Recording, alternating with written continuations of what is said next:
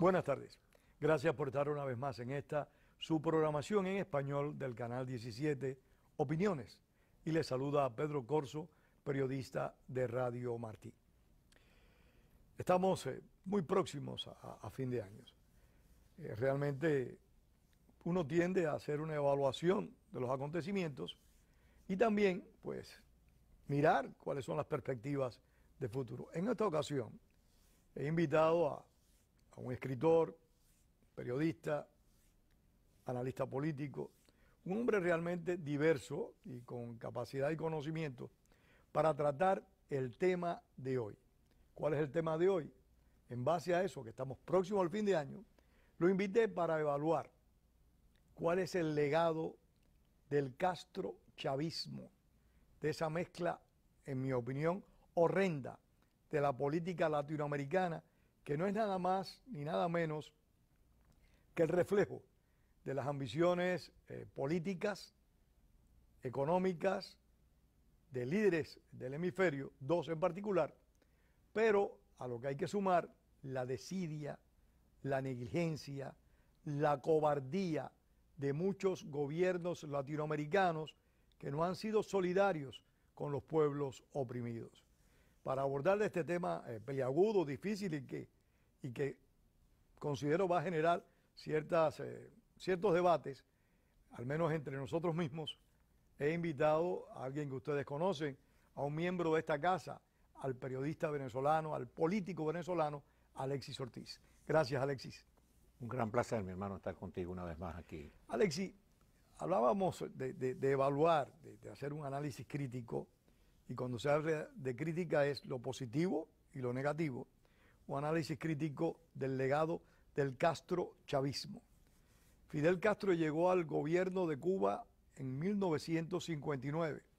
Ya había irrumpido en la escena pública hacía varios años antes, particularmente con el ataque al cuartel Moncada en 1953.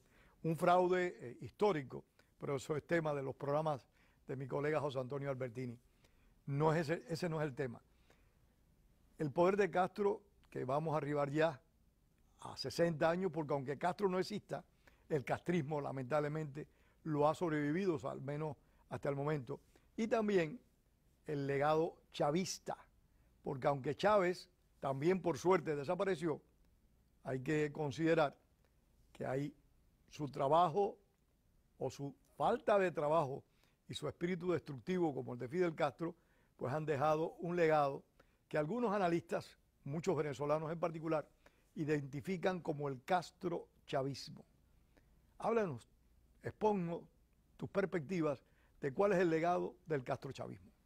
Bueno, fíjate tú, Pedro, es un tema, como tú bien dijiste en la introducción, sumamente complicado. A mí no me gusta aparecer como un extremista, como un virulento, si siempre como una persona inmoderada, siempre trato de, como decía el libertador Simón Bolívar, de no ser un político ni un analista exagerado. Entonces tú dices, bueno, vamos a ver qué es lo que hay de positivo en el castrochavismo y qué es lo que hay de negativo. Eso, buscar una aguja en paja. Yo quisiera hacer un esfuerzo por no aparecer como un extremista anticastrista.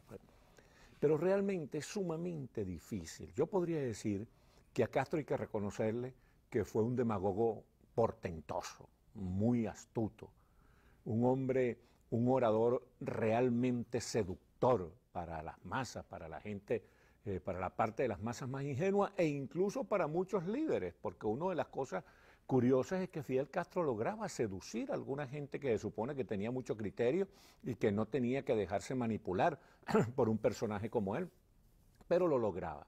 O sea que eso sería, para encontrarle algo positivo a Fidel Castro, algo que vale la pena destacar, pues, para ser justo. Ahora, ¿quién es Fidel Castro? Eso no forma parte del legado del castrismo. No sé, Esa fue su ejecutoria. Exacto, lo digo, el reconocimiento que uno podría hacerle. Ahora, es que me interesa mucho que la gente no me vea como un extremista, odiador, rabioso. De todos modos nos van a calificar como tales siempre. Pero nos van a calificar los malintencionados y los que no quieren ver las cosas así. Pero frente al gran público uno quisiera parecer como una persona que intenta hacer juicios justos. Entonces, intentando hacer un juicio justo, es imposible que la trilogía Fidel Castro, Raúl Castro, Che Guevara, uno no los vea como unos personajes deleznables. Dice, cuando tú piensas en Fidel Castro, Raúl Castro y el Che Guevara, es como que si pensaras, digamos, en Basilio Bulgaroctonos, aquel emperador bizantino que mató más de 100, que encegueció, que le quitó la visión a más de 100.000 búlgaros. Entonces, es imposible que no pienses en Stalin, que produjo 20, 30, 40 millones de muertos en la Unión Soviética, no se sabe cuánto. Es imposible que no pienses en Hitler, que mató a 6 millones de judíos. O en Mao, que todavía mató mucho más que los anteriores. Que mató mucho más que los demás. En Pol Pot, en Camboya, que mató tanta gente. En Chapita, Trujillo, en República Dominicana, en Stroessner, en Somoza, en esos personajes realmente nefastos. Daniel Ortega no lo dejemos fuera. Exacto, ya llegaremos a ello. Pero esos personajes realmente nefastos del pasado, es difícil que tú no pienses en ello cuando tienes que pensar en Fidel Castro.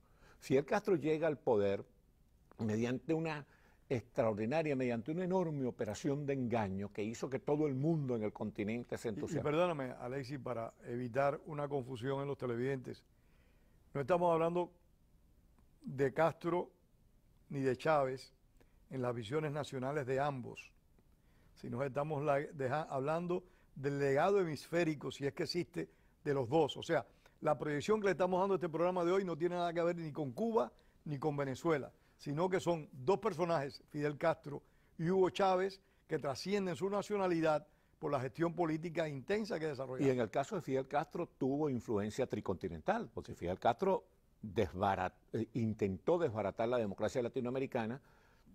Como agente del imperialismo soviético se involucró en las guerras africanas y además tuvo una gran influencia en Asia también.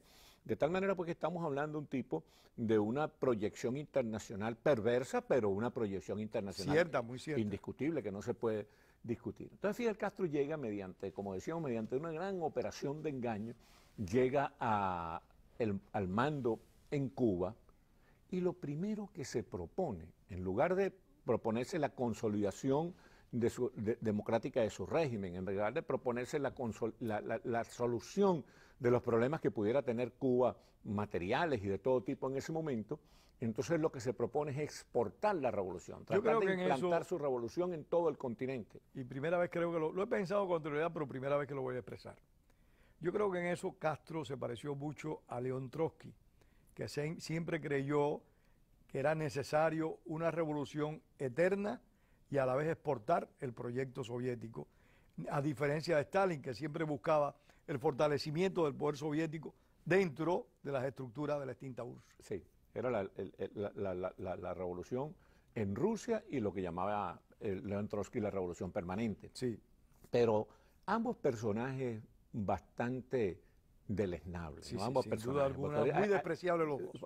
Alguna gente trata de reivindicar a Trotsky. Claro, Trotsky tenía sobre Stalin la ventaja intelectual. Trotsky era un gran intelectual, independientemente que uno esté en desacuerdo con sus ideas, era un gran intelectual, mientras que Stalin era un pragmático puro. Pero con Trotsky, Alexis, y este programa se nos va a quedar cortico, con Trotsky pasa algo parecido a lo que ocurrió, y esto es importante destacarlo, con otros líderes de la historia. Trotsky y lo que está pasando hoy en Venezuela y lo que está pasando y lo que ha pasado en Cuba, que Trotsky sirvió al estalinismo, a la Revolución de Octubre, más que al estalinismo, y ayudó a fortalecer esa revolución, y cuando se separa de la misma ya no es posible su derrocamiento.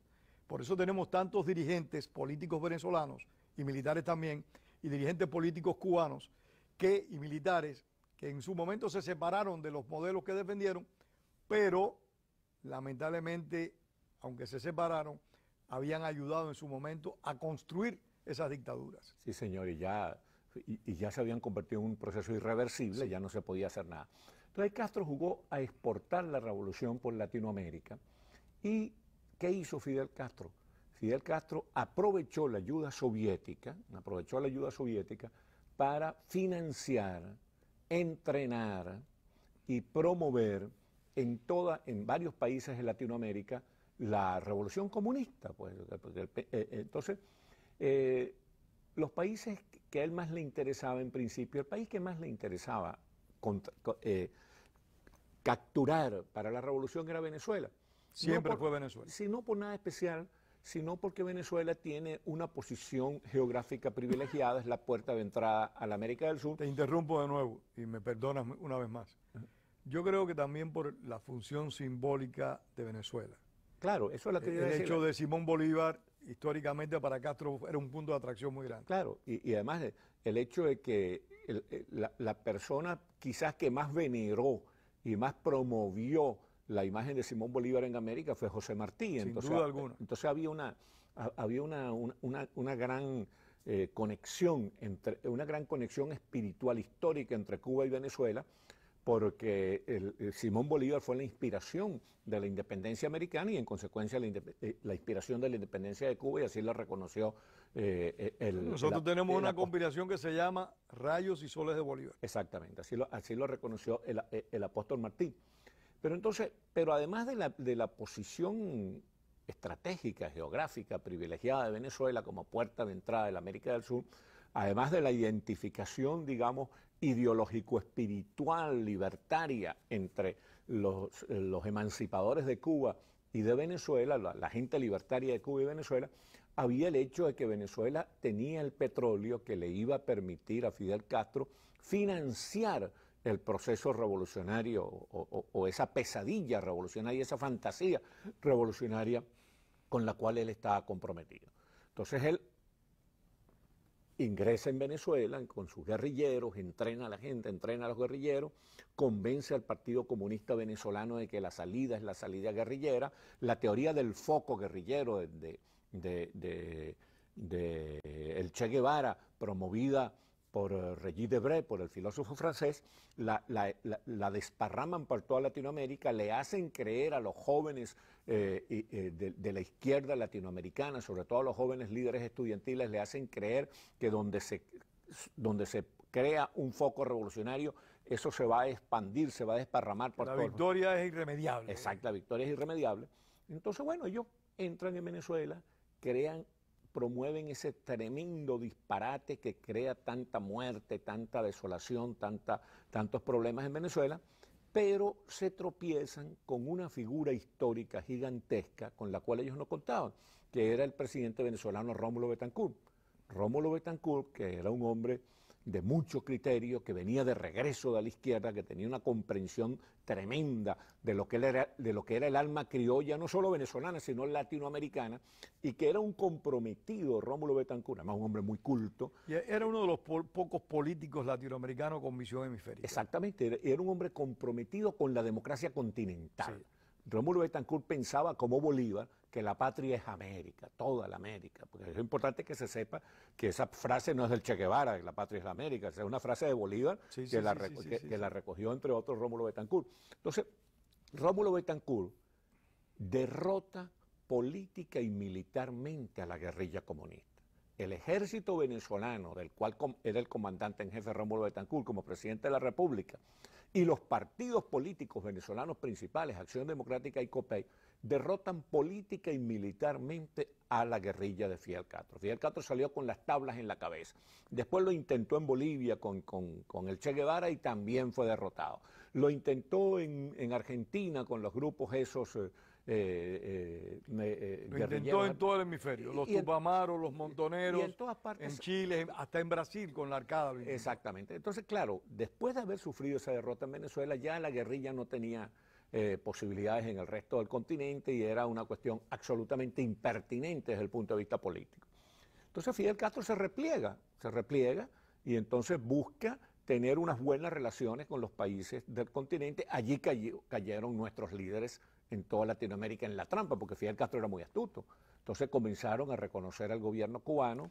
Claro, y es una crítica mía permanente, en la trampa de la insolidaridad. Exacto. Porque mientras Cuba se hundía económica, moral y socialmente, los países de América Latina, salvo muy contadas excepciones, tuvieron actitudes muy complacientes con la dictadura de los hermanos Castro. Sí, y los que no fueron complacientes, por lo menos fueron pacientes, es decir, no todos fueron complacientes, pero fueron pacientes y no se dieron... La inmensa mayoría fueron complacientes. Exacto, no se dieron... No solo pacientes. Exactamente, no se dieron cuenta, Pedro, que ese era un enemigo que estaba allí embosado, ¿entiendes? Ese es un crédito que le tenemos que dar a Carlos Sánchez Berzaín, que siempre me ha dicho a mí, Pedro, América Latina tiene una gran responsabilidad con que la dictadura cubana se haya mantenido tantos años, porque los gobiernos latinoamericanos en alguna medida pudieron haber cerrado a la dictadura de Cuba, pero no lo hicieron. No, y varias gente en Latinoamérica se ha hecho una autocrítica en ese sentido.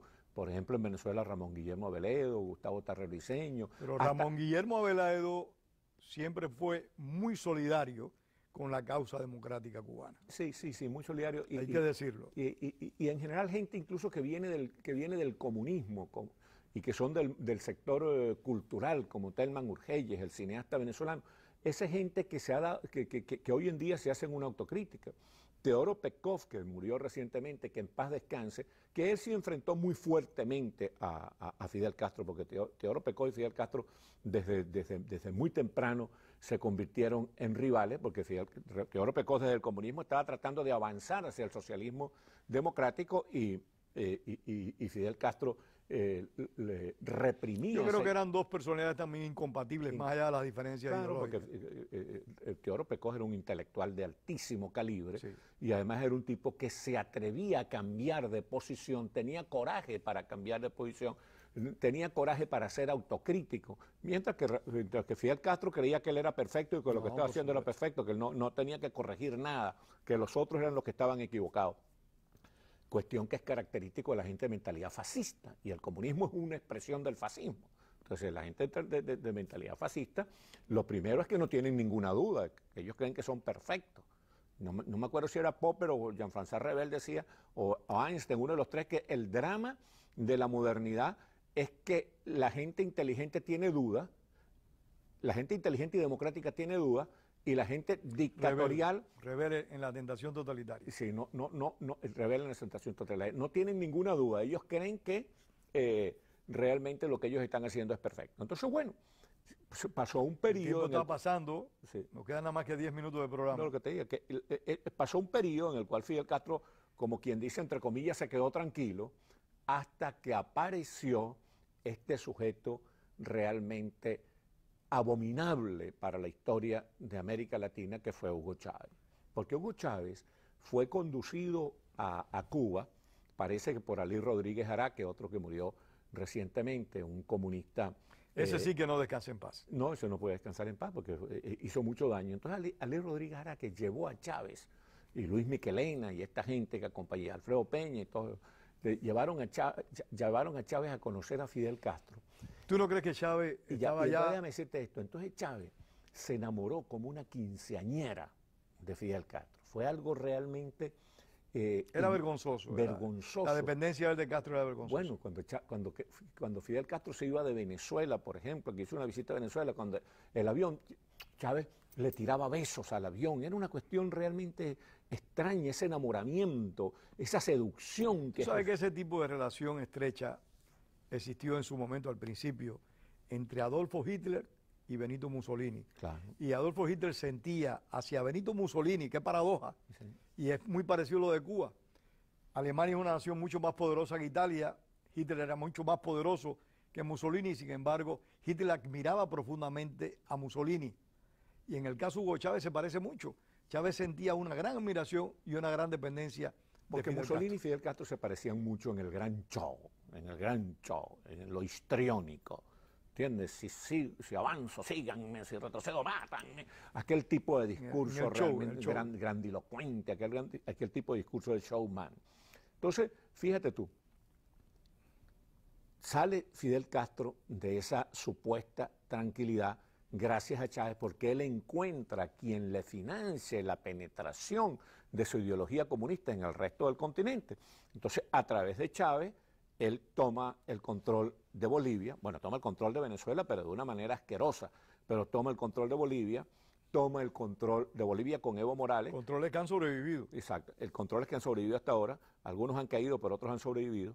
El control de Bolivia, porque encuentra a un necio como Evo Morales, narcisista, violento, virulento, pero ignorante. Entonces él tiene un agente ahí que es Álvaro García Linera, el vicepresidente, que es una especie de titiritero. Un antiguo guerrillero. Sí, el antiguo guerrillero es el hombre que le controla a Evo Morales.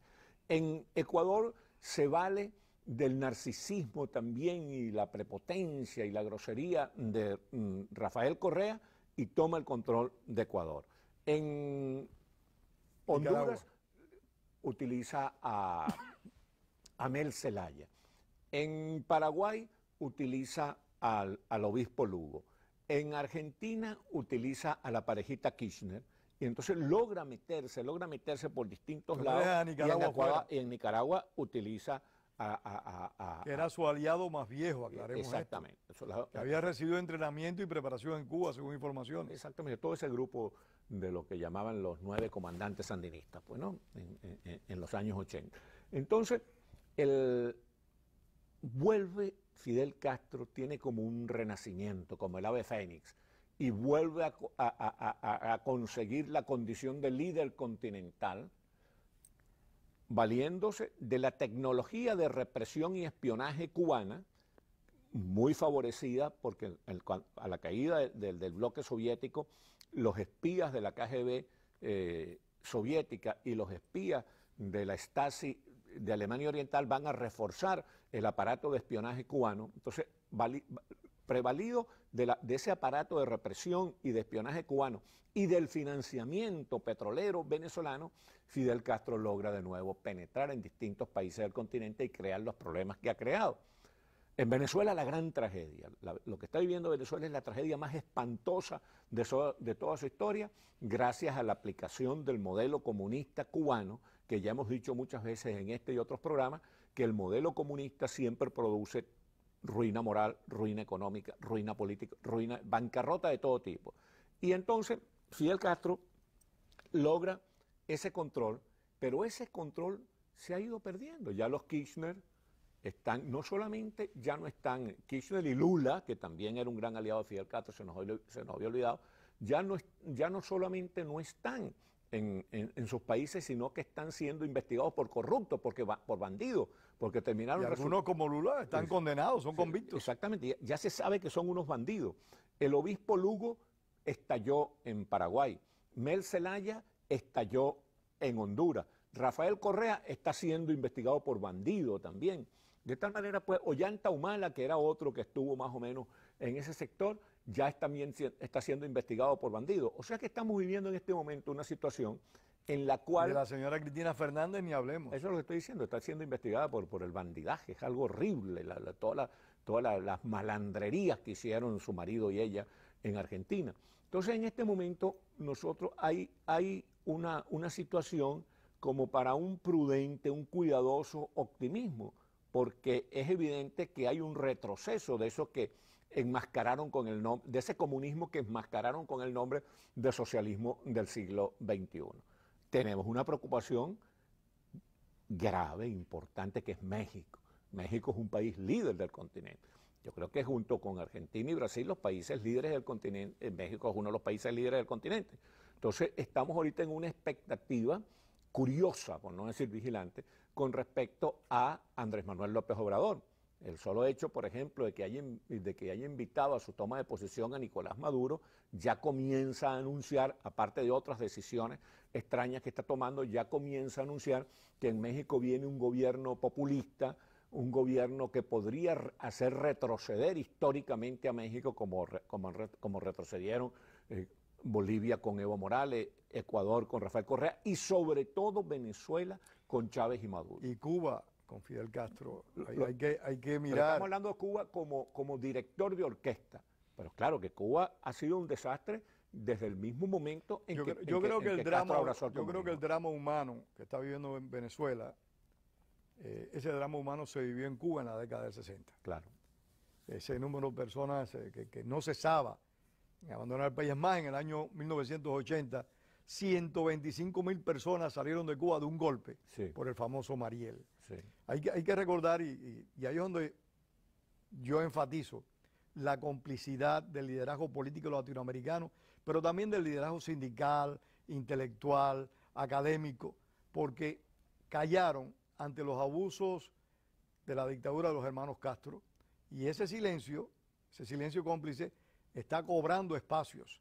Yo le comenté... Mira, Pedro, eso es tan así lo que tú estás Pero diciendo. perdóname un momentico, Alexis. Claro. Yo sé que tú eres el invitado, pero tenemos No, confianza aquí para estamos esto. entre panas. Por eso. Yo comentaba en un programa con Albertini hace unos días atrás, de que nosotros le pedimos en una ocasión a la directora del Ateneo de Caracas, que tal vez tú recuerdes el nombre. María Teresa Castillo. Yo no recuerdo el nombre. A esa señora, muy ilustre, le pedimos el Ateneo de Caracas para pasar un documental crítico a la dictadura y nos los negó. Yo recuerdo que yo iba a Radio Caracas Televisión, un grupo de cubanos, a hacer denuncias. Nos grababan, pero no salía la información. Mira, es que es lo que te iba a decir, Pedrito, es que es una cuestión tan así, que cuando Carlos Andrés Pérez cometió el error de invitar a su toma de posesión a Fidel Castro y los medios de comunicación social que disfrutan mucho con ese espectáculo convirtieron a Fidel Castro, ahí estaba Willy Brandt, estaban un montón de gente. La toma de posesión última del señor Carlos Andrés Pérez era una fiesta de Fidel Castro, fue una fiesta para Fidel Castro. Bueno, pero eso no era la intención de Carlos Andrés Pérez. No sería, yo no puedo decir, pero así fue. Déjame explicarte, porque yo eso lo hablé con Carlos Andrés Pérez muchos años después. Esa no era la intención era que dar una sensación de pluralismo, que fue un error, que él lo reconoció a posteriori con un error, pero los medios de comunicación convirtieron a Fidel Castro en la gran figura de un espectáculo. Los medios tienen responsabilidad, no te lo niego. Pero Carlos Andrés Pérez también tenía responsabilidad. Claro que porque Carlos Andrés Pérez no era ni Pedro Corso ni Alexis Ortiz. Carlos Andrés Pérez lo reconoció públicamente, su error. Lo que te quiero decir, está bien. Los que no han reconocido, porque nunca reconocen su error, te lo digo yo como periodista, son los medios de comunicación social. Los medios de comunicación son perfectos, nunca reconocen su error. Entonces, son extraordinarios, hay que defenderlos, no hay que convertir a los periodistas en enemigos del pueblo, todas esas cosas yo estoy de acuerdo, pero los periodistas tenemos que ser autocríticos también. No podemos exigirle a los políticos que sean autocríticos, pero los periodistas no somos autocríticos. Y los periodistas no tienen una patente para actuar en base a lo que crean. Pero lo que te quería decir es que en ese momento, más o menos, nos acabó el tiempo. Más o menos 900 intelectuales, académicos, grandes figuras venezolanas, publicaron un saludo a Fidel Castro como gran figura de la libertad y la democracia mundial. Se acabó el tiempo. Se acabó. Te invito para un próximo programa, anótalo, tenemos que seguir este tema. Claro que sí. Gracias, Alexis Ortiz, gracias a ustedes por haber compartido con nosotros este espacio. Les esperamos siempre aquí a esta hora en su canal 17 y como decía José Martí, la palabra es para decir la verdad y no para encubrirla. Tengan todos muy buenas tardes. Gracias.